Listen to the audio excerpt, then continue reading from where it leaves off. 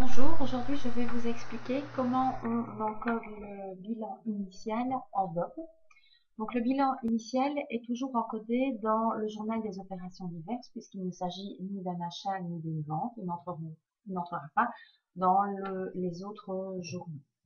Donc en Bob, je vais dans mon workspace, gestion des encodages, et je vais ouvrir le journal des opérations diverses.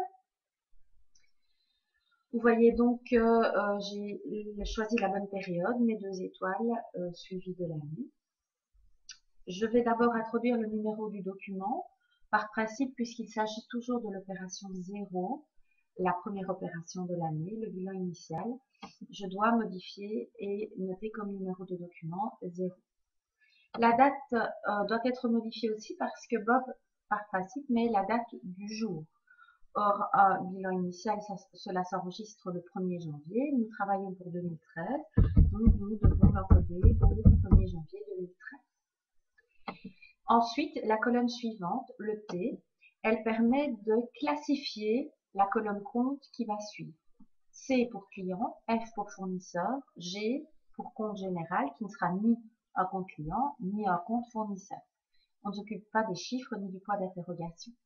Alors, imaginons que dans notre bilan initial, nous ayons un compte général. On va utiliser le compte G. Et ce compte général, il peut s'agir de matériel roulant.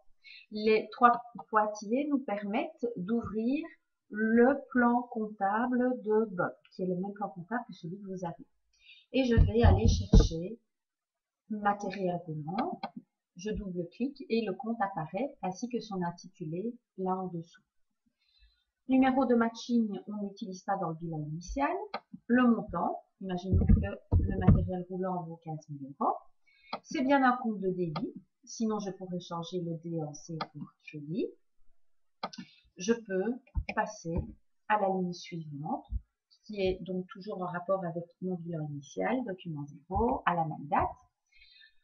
Je vais prendre l'exemple d'une créance client, donc je vais modifier le G en C et aller chercher le client qui m'intéresse. Donc les 3 petits points m'ouvrent la liste des clients. Je vais prendre le client qui m'intéresse, introduire le montant de sa créance, c'est bien un compte de débit. Je vais ensuite enregistrer un 3e élément. Imaginons que nous ayons une dette fournisseur.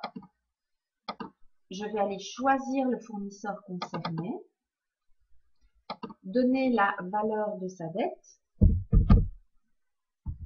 Et là, vous voyez que d'office, Bob nous met en débit, alors qu'il aurait dû nous mettre en crédit. Je vais donc aller le modifier.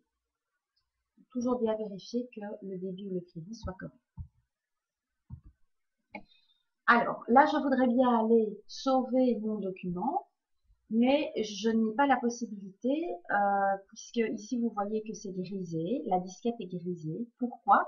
Tout simplement parce que Bob me dit que j'ai un solde de 15 350, donc il me manque 15 350 €.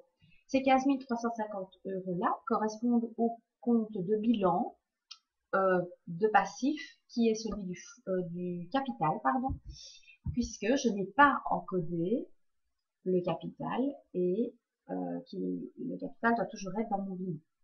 Le capital, c'est un compte général, donc je vais mettre un G. Je vais aller chercher dans mon plan comptable le compte capital souscrit pour le montant qui m'est indiqué ici, 15 350, au crédit, puisqu'il s'agit d'un compte de passif. Et vous voyez à ce moment-là que le solde est modifié, égal à 0. Je peux sauver mon bilan initial.